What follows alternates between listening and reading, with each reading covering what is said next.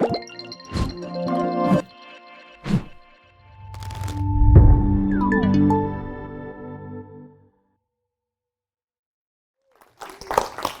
and welcome to the last session of today. I hope you don't fall asleep while I'm talking. I see some sleepy eyes there. All right, so I don't have a slide to just introduce myself because I think it doesn't matter. I just tell you a bit a story about who I was and rather than who I am right now. So let's go back in time 40 years. The tiny kid, Chris, 10 years old, is sitting at a table with his friends, very, very proud of presenting his very first dungeon for a Dungeons and Dragons pen and paper game to his friends.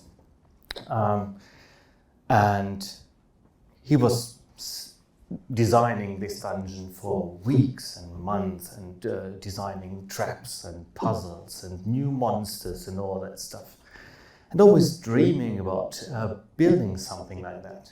Because everything just happened in his mind and his friend's mind. He is explaining them like, oh, you go through a dark corridor, what do you do? And it all happened in their minds.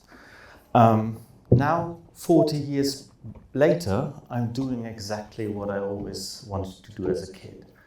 I am building those worlds. But my way was very long. 40 years is very long.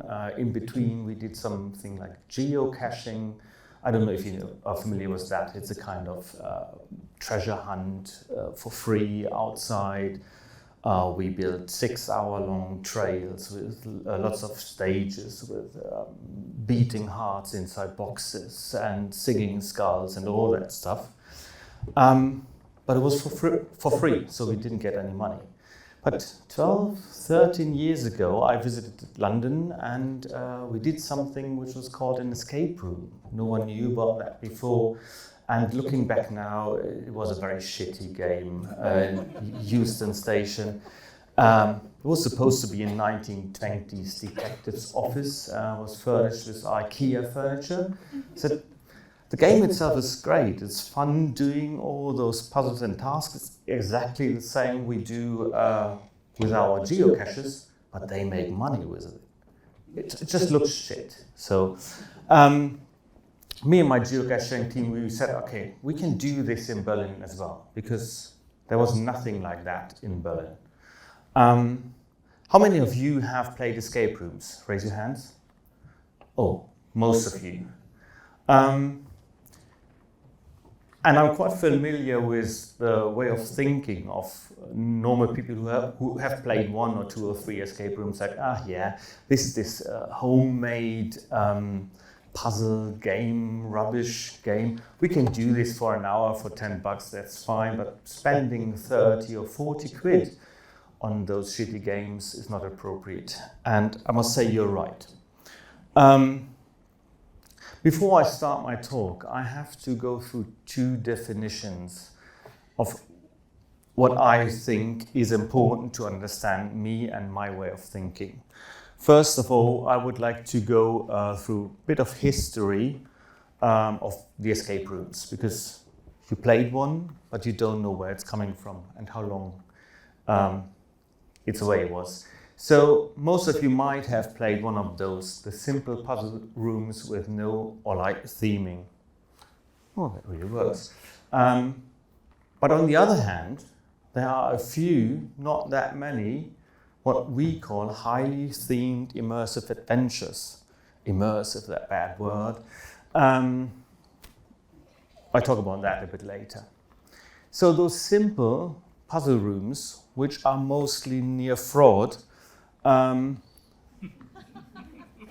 it's true. Because they tell you something like, oh, be your own hero in your own adventure. Have you ever seen James Bond opening 10 boxes with 10 number locks? No, because it's stupid. So, but 80% of all games worldwide, and there are thousands of it, are exactly that, simple puzzle rooms with light or no theming. And just less than 5% are those highly themed immersive adventures. Like here.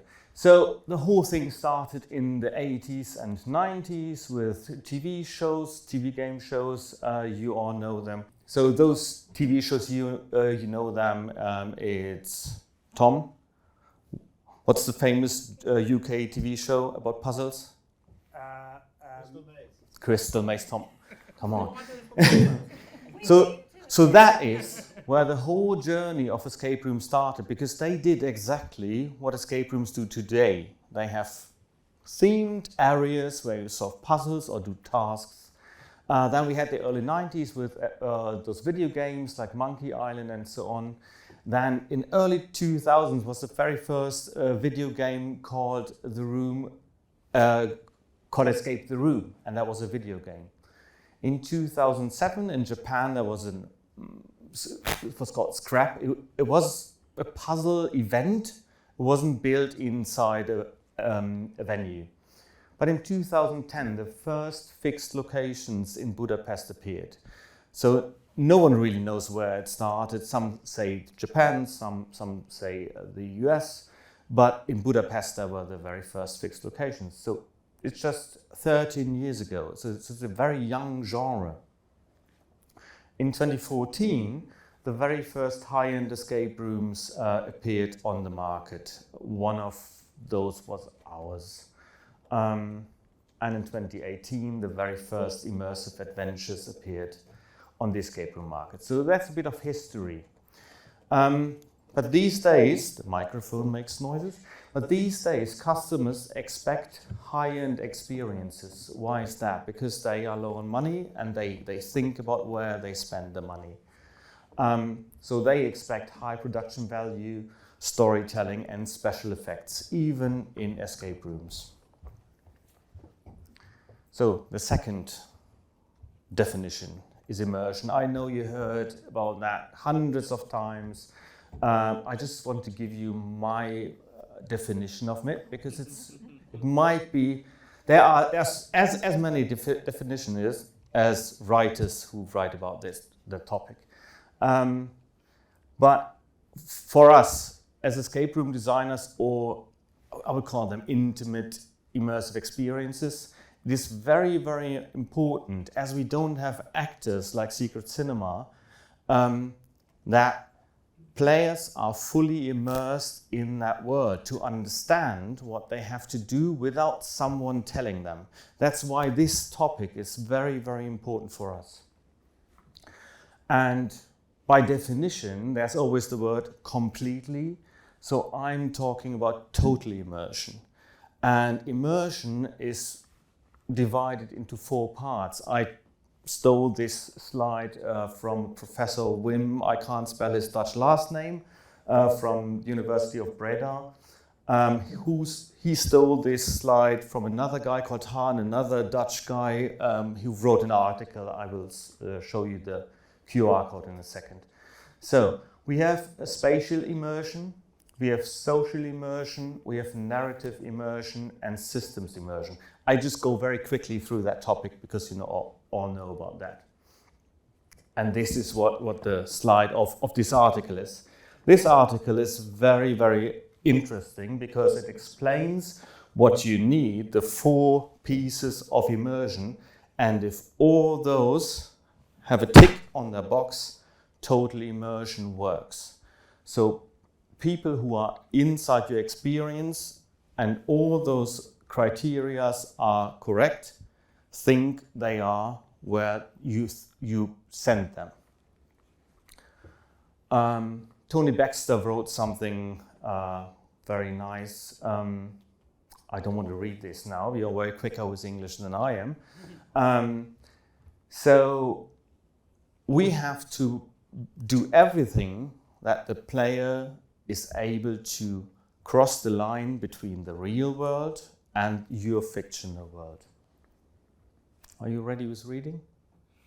All right, continue. So, creating ghosts. Ghost is a synonym for us for suspension of disbelief. You all heard that term 1,000 times. I don't have to explain you that one. This talk was designed for people who have never heard about immersion and suspension of disbelief, so 5-year-old kids. So to allow oneself to believe in that something is true, even though it seems to be impossible. And this is what we need to do as escape room designers.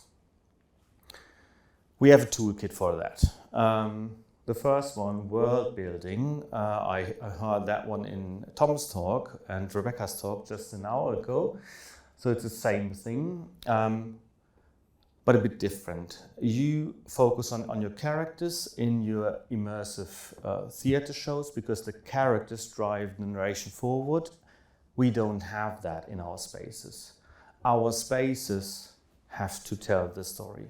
So it's very, very important that when you write your story, that you don't just focus on your story, but you have to focus on the whole surrounding.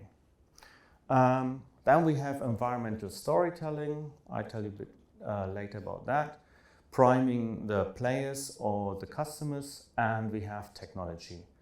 And surprisingly, I wrote this talk way before I saw Wim, I can't spell his last name, his talk.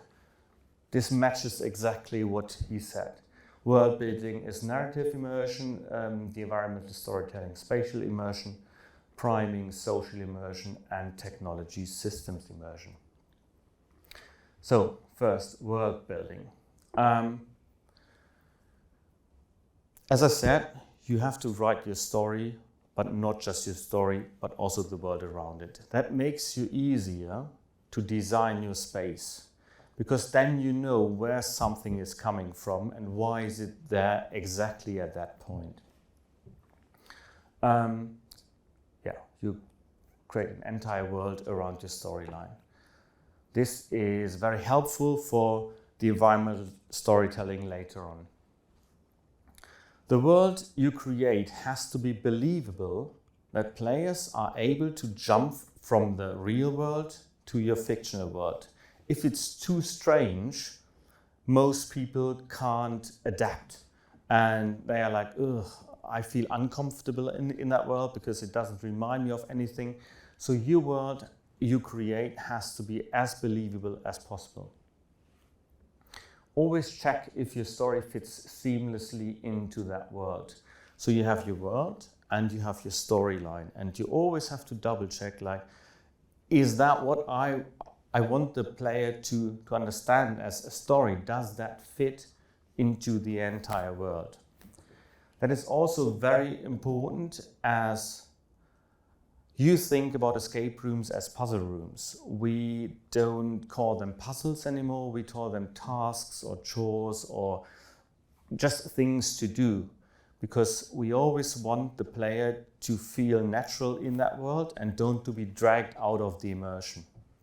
So we can't put a Sudoku into a 1920s detective's office, because that wouldn't work. It would be not appropriate. And this is exactly that. Does your story fit?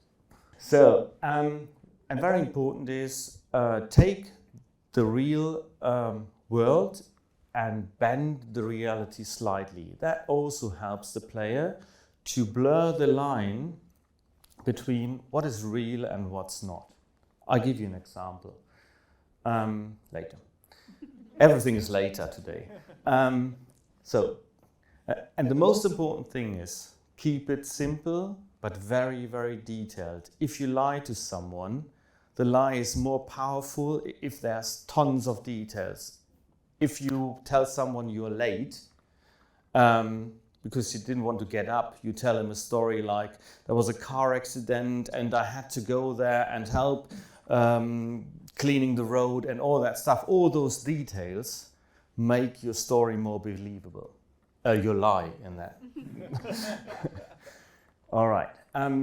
So in our game, Brandon Darkmoor, some of you have played it already. We tell a story about the Karl Bonhoeffer Asylum, built in 1912. A lightning strike was there in 1987. The tower burned down. Everyone was saved except one person. The truth is, the building you're currently in, was actually built in 1912, but it was never an asylum. The Karl Bonhoeffer Asylum exists in Berlin, but not in that place. And there was a large thunderstorm in 1987, so if people Google it, they will even find it, like, oh, there was really a storm. And if you have players who lived at that time, like myself, and you tell them that story, they say, oh yeah, I remember that huge thunderstorm as a kid, and I remember that the asylum burned down, even at that early stage of the experience, because you mix reality with slightly bent fiction. And the tower on that building never existed, but there's a similar building in Berlin with exactly that tower. So this is a photo which we photoshopped. This tower exists in Berlin, but not on our building. The building is our building where the experience is in. The players have to meet at a gas station behind that building, and it was a real former gas station.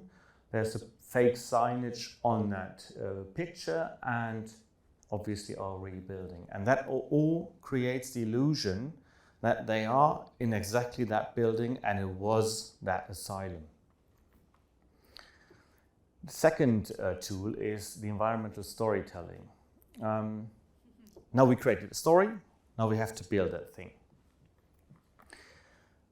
Always use real materials at places where it can be touched.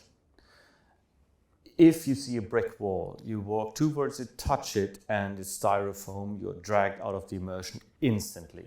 You can have fake brick wall in 3 meters high or 2.5 meters high, no problem. But things players can touch should be real. Should be made out of wood, plaster, whatever. It's not necessary that those are real bricks. It could be a drywall with plaster on top because it still feels cold and feels like real stone. It doesn't feel like foam though. Place objects where they belong. Should be clear, but I see this in so many experiences or theme park rides done wrong, that you see a room and you think like, who placed the books like that? Or in line, it was the same height. That doesn't work. No one would do this. Maybe a maniac would do that. But I see that so often done wrong. Or if you don't have enough books for your bookcase, find something else to fill the bookcase and not place 2 books in this, 2 books in that, 2 books. This is just rubbish, and I see this so often. Don't do that. Just decorate your game or your room or your experience like you would do in your own home. Maybe not Tom's room because he's not hoovering. Sorry, Tom. You're just sitting here right in front of me. All right. I lost my shit. Hoovering. All right, next one. Every visible item needs a backstory. That sounds like a very tedious work, and it is. But it helps you to create the illusion that this space people are in is real. If you place something for a puzzle, you have to at least just 2-3 sentences write down like, where is this stone coming from? Why is it placed exactly there? Who brought it there? It's not necessary for the player, but it helps you to create something as real and immersive as possible. Also, for the escape room, it is important that things are there where you usually find them, because as we don't have puzzles like a Sudoku, we have normal tasks. Like, for example, if your light goes off, like here, lights off, where do you go first? You go to a room where the fuse box is. You open the fuse box, you check the fuses. If a fuse is broken, you take out the broken fuse, you go to a storage room and pick up a new fuse, you put it in, lights back on.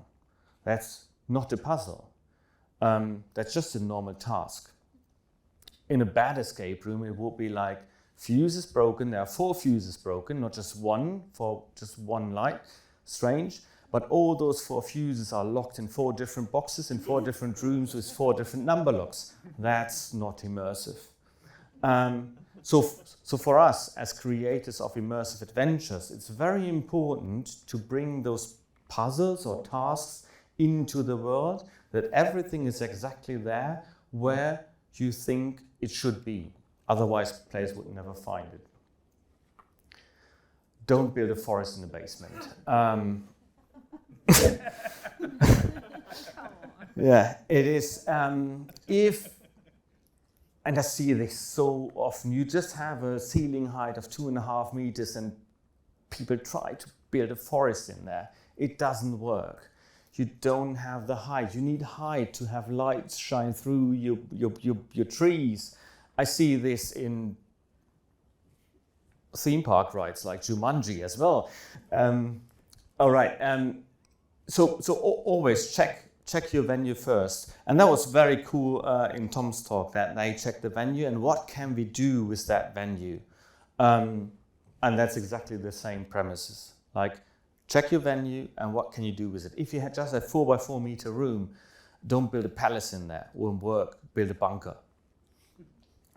And the most important thing with environmental storytelling is detail, detail, detail. Put as many details in there as possible. So now people always ask me like, how can we divide red herrings from the pieces we need for the game? That's the thing later. All right, here is just one example of one of the games. It's Brandon Darkmoor again. So we have posters of operas, we have tons of old flowers, sheets of music, postcards from fans. Each postcard is written individually, you can read them. There are greetings from fans from all over the world. A suitcase with stickers from all over the world, old makeup. On the other side, we have Egyptian drawings and a torn letter in a bin. And we have technical drawings of and formulas of using a lift to travel to another dimension. That's what we always do. So the conclusion of all that, and that's very important for us as well, we don't have time to explain players tons of things. They have to walk into a space and understand instantly, it's this and this and this. They have to tell the story to themselves, as we don't have actors or characters who can explain that. And the most important thing, as we are from the film industry, show, don't tell, or the theme park industry, it's just a normal thing. So the conclusion, it's a female opera singer, not very young. She toured the world and was loved by her fans. She still likes to perform and tries to look good. She has a strong relationship to Egypt, as her most famous role was Cleopatra. And she used the lift to travel into another dimension. That's the storyline players could instantly see when they walk into that space, without anyone telling them. Now, priming the players, that's the social immersion.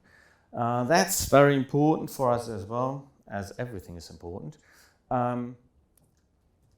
Time is an issue as well. We have to prime the players prior they arrive to our place, especially in Germany, where people are not used to immersive experiences. Like here in the UK, Germans even hate that. They hate acting themselves. They rather like to sit in a theater, have passive entertainment than doing something actively. But we always do what we do. We don't do what people want. We do what people don't want and tell them like, you always wanted that. So we built the first and still only existing immersive experience in Germany. Priming of the player. So we have to take them by the hand and take them slowly into the fictional world. Most of those things are similar to what Tom said. The roles of the player has to be clear before they arrive. They have to know who they are and what their job is, right? And that can't be a strange one.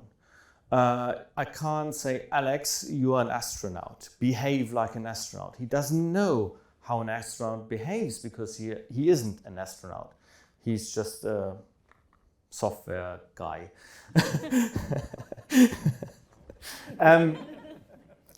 So take something players know, and they know how to behave like something. The most simple things we mostly use is an intern. Every one of us knows how an intern feels when he walks in on the first day of his job. Doesn't feel very nice.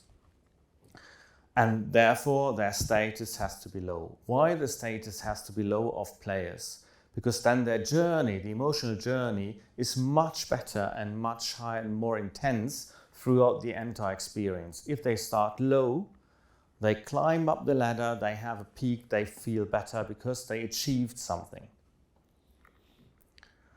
Let them make something, let them take something from the real world. That's something we figured out with our experienced Brandon Darkmoor. It's very helpful for players to have something before they leave the real world and go into the fictional world, that they have something from their real world, because then they have something to hold on to.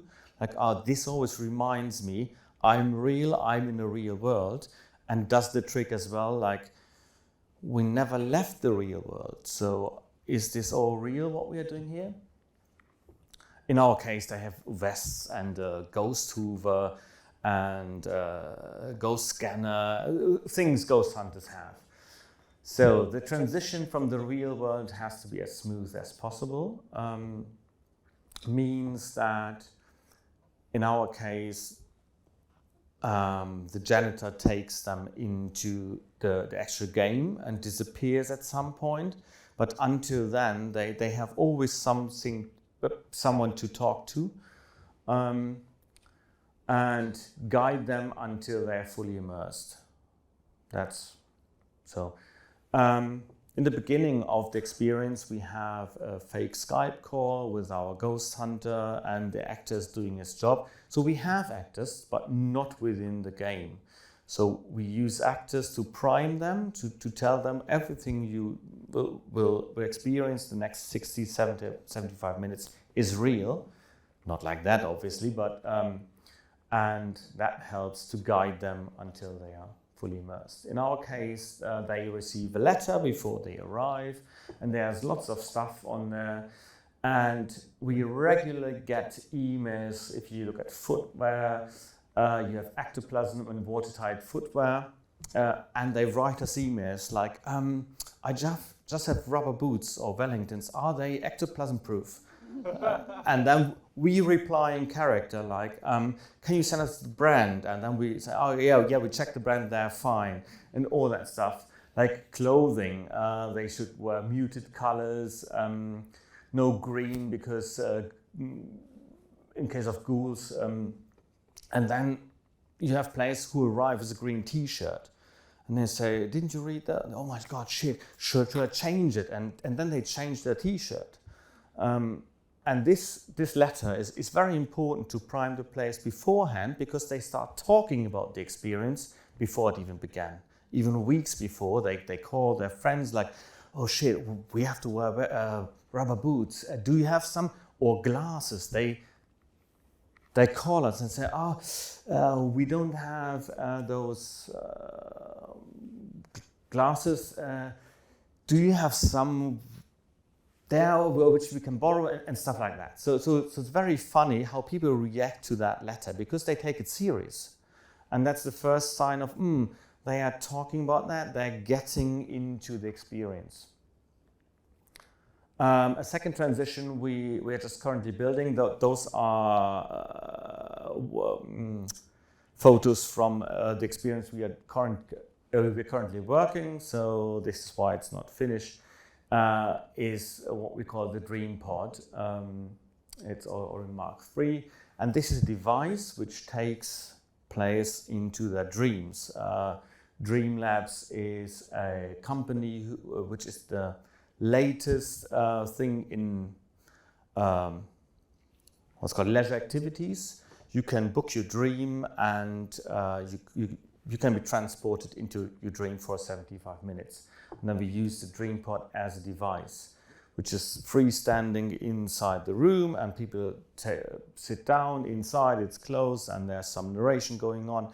While they are sitting in there, the thing is turning and pushed towards the wall, and when the doors open again, they're in a pirate world or in a cyberpunk world. So this is another way of doing a transition from the real world to a very, very different fictional world than your real world. So we had Brandon Darkmoor, where we're telling them the story, this building is real.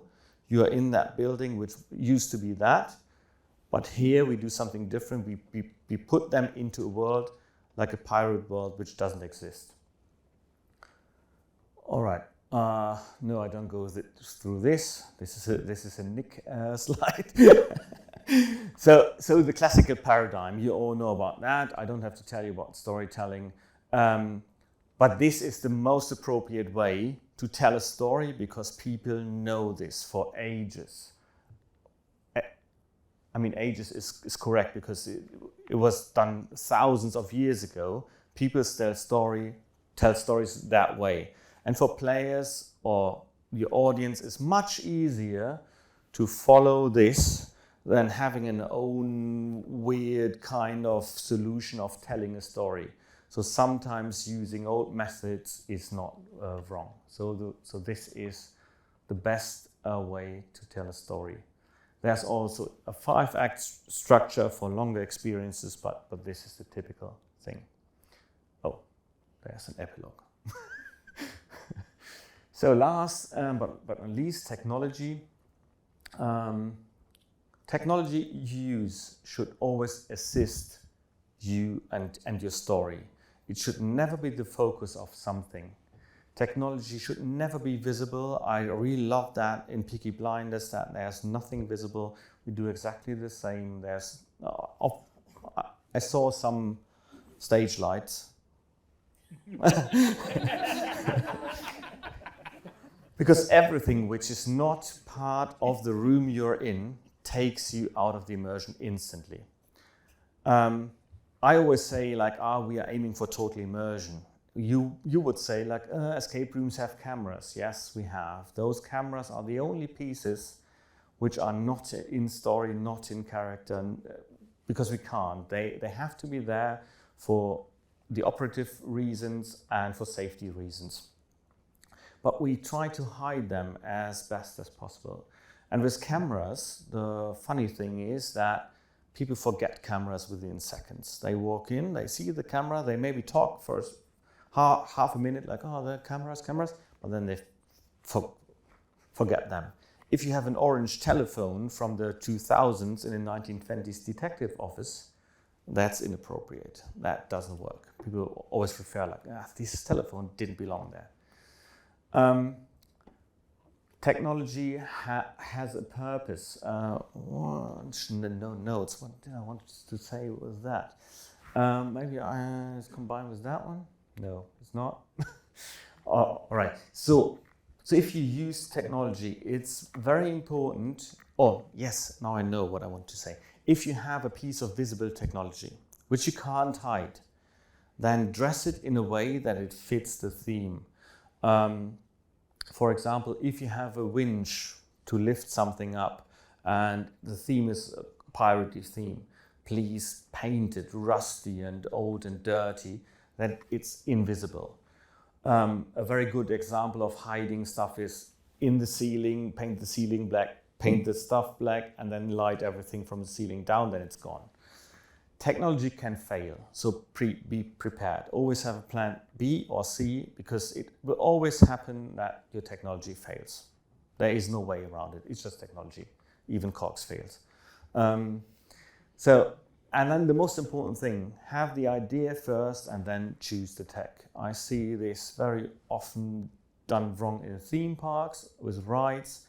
They mostly have the ride first and then the design, the experience around it, which is, in my opinion, the wrong way of doing it. First, you need the story and what you want to tell, and then choose the appropriate method or format to tell that story, right? I'll just give you an example here of technology. What you see here is my kitchen. No, it's not my kitchen. This is my kitchen where my wife cooked. What I want to explain here, in filmmaking, we divide lights into practical lights and motivated lighting. The practical light is what you see. So this light fixture, visible light fixture, this is a practical light. And you see that just the table is lit. But we have two game elements, left and right, which are in the shadow, and we want to highlight them. One way of doing it will be put two more practical lights there, left and right, to highlight them. But what we did is, you see on the right-hand side, this is a very important thing. It's dark, it's too dark. We created our own tiny mini pin spots, and we are hiding them in the scenery to highlight those areas. So, and now it looks like that this practical light is also highlighting the left and right area. But actually it's not the case, as you saw before, right? So you can extend a practical light with motivated lighting, which is an invisible light fixture, which is out of sight of the audience. And you can use those as well to give hints. For example, if they have to open this pipe there on your right-hand side, we can make the right pin spot blink to draw the attention onto that pipe thing.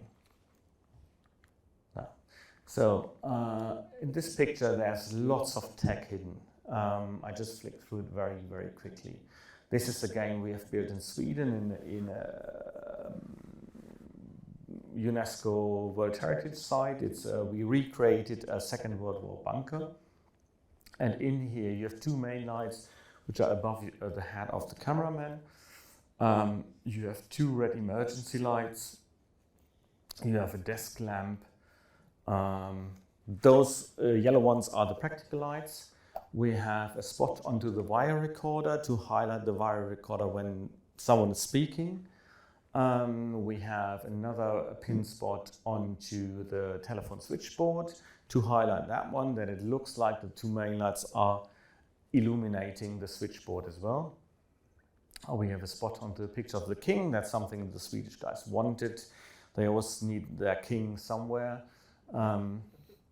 And we have a light inside the wire recorder. As soon as the wire recorder starts, the light switches on inside as well to drag the attention towards the wire recorder. So if you combine all the tools, you were set, the player knows the rules, the player knows who he is and what his goal is, the players believe that the surrounding is real, and the tech works flawless, then you can send them to another dimension, because then they know, okay, we are safe, we're in the real world, and then they even believe something like that. They start in the basement, very moldy, green, dirty floor, you have cobwebs on the walls, and they, oh, is exactly what I said. Should have done that, easier to read. And they end up in a fully working hospital on the 7th floor with new decoration, clean floor, warm white light. The corridor is intact and it smells even like a hospital. Signage says that's new, yeah. So, and additional props. And for everyone who wants to play Brandon Darkmoor one day, you should close your eyes, because this is a major spoiler. For everyone else, just enjoy the 52 seconds on how we did that effect. So 7th floor then? Yeah, so I'm gonna press it. So 7.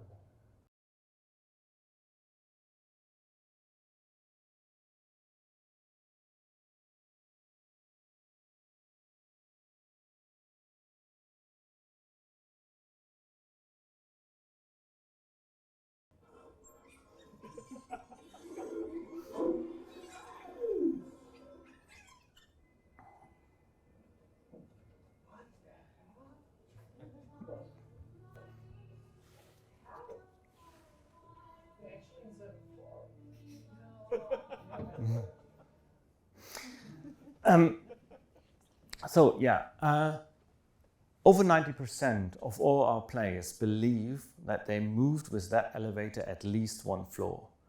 At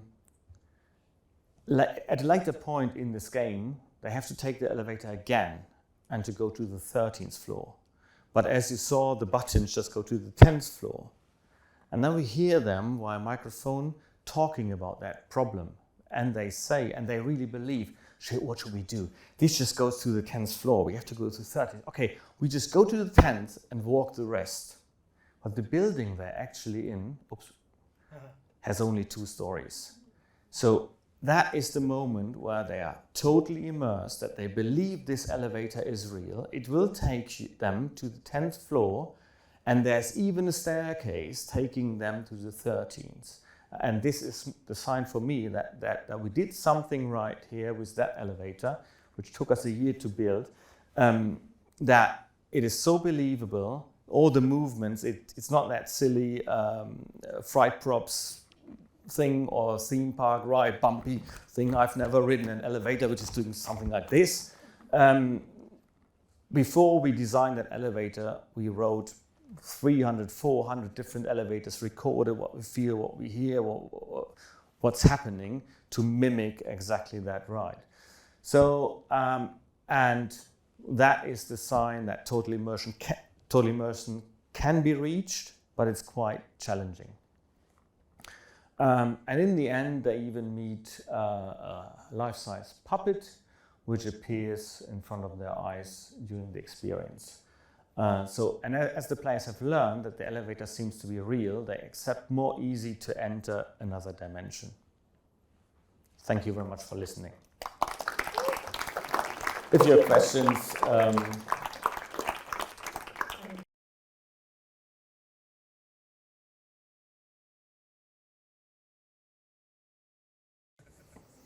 it never happened. We do this for 10 years and we just had some bruises, but nothing major problems. So I think, and that's just a theory, that the more real you something build, the more normal people will behave. Because it looks real, so they wouldn't do something strange or what they don't do in normal life. We build everything as sturdy as possible, which we are quite good at, I think. And we realized, talking to other escape room owners who told us exactly what you said, like, oh, they ripped the chandelier out of the ceiling and all that stuff. The more valuable something looks, the more careful the audience is with the stuff. This is also just an assumption out of 10 years of doing this. But all our experiences look very valuable and they are expensive. They're not cheap. And players are always very, very careful. Even Russians, I must say. Yeah, it's like that. And the second question was about... Like the age of their clothes, so like the bunker one. Yeah. When it's obviously set apart. Yeah, that is a difficult one. Because in that point, we can't reach full immersion. You're 100% right. You could do this in a different kind of experience if this is a 100% bunker experience, but not in an escape room type of environment. Especially not if you have a pipeline game where a team goes in every 20, 30 minutes. You can do something, as I said, they get vests and suddenly they feel different because they are wearing something they're not used to wear, like those army vests with a radio, which is our hint system as well. The ghost hunter's talking to them via radio, and people. It's all pre-recorded, but people answer like, yeah, thank you. And it's just wild. The problem is, if you dress them up, you have to clean the stuff a lot. And that's operational costs, which are not appropriate for an escape room. Maybe for a different type of experience, but not possible in escape room. We have the problem with the vests in summer, because our basement doesn't have a proper aircon. So it gets very warm in there, 50 degrees water dripping from the ceiling, so they're really sweaty, and those vests get very, very moldy and sweaty, and so we have to clean them every day, or we have enough in stock, but that is a problem. Not the problem with the dream pod, because you are going from the real world, you jump into that dream pod and you're transported like that into the new scene. The game you're talking about, the bunker game, is a normal escape room that's not classified as immersive experience from our side because exactly of that problem. We have other methods like those similar devices to Earth Dream Pod, like time machines or stuff like that, which transport you like you are into that world, and then there's not that much of a problem. Question answered?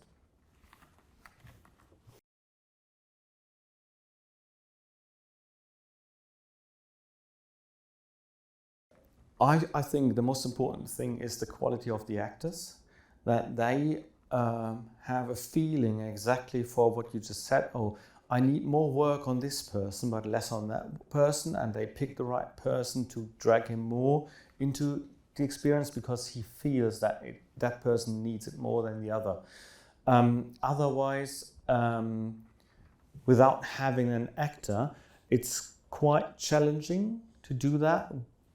We also can't immerse everyone because there are just people, especially in Germany, who just don't want to do it. They just don't want to be a ghost hunter, but they're still there because their kids just drag them along, and you can't do anything for them without having an actor. If you have an actor, or if I would be the host before that game, I would pick exactly that person and just work on him and just do the examples just with him, that he understands what the whole thing is about.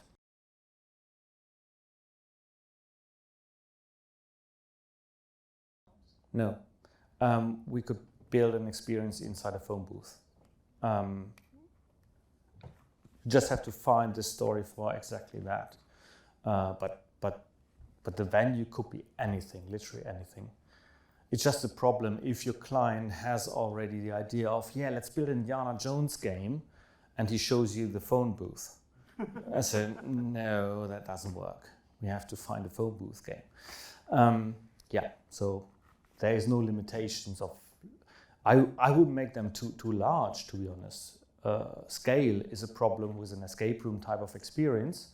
Less with an immersive theater experience, but the larger a set is, the more square footage or square meters you have to address, the more expensive it gets. So just a number, 1 square meter game to a normal height is about 2.5 grand. So quite pricey experiences.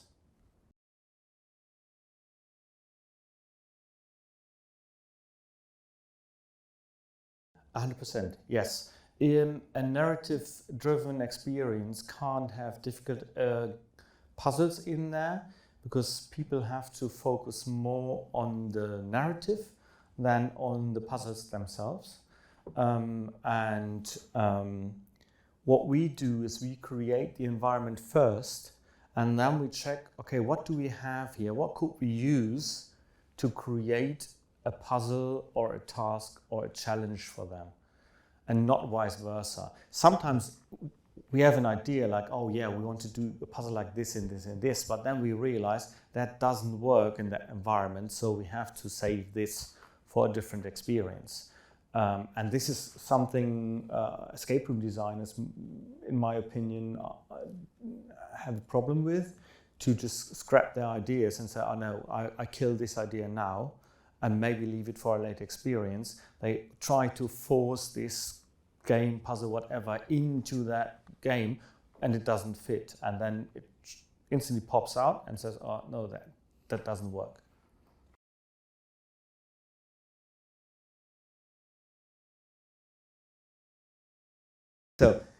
So I know the problem.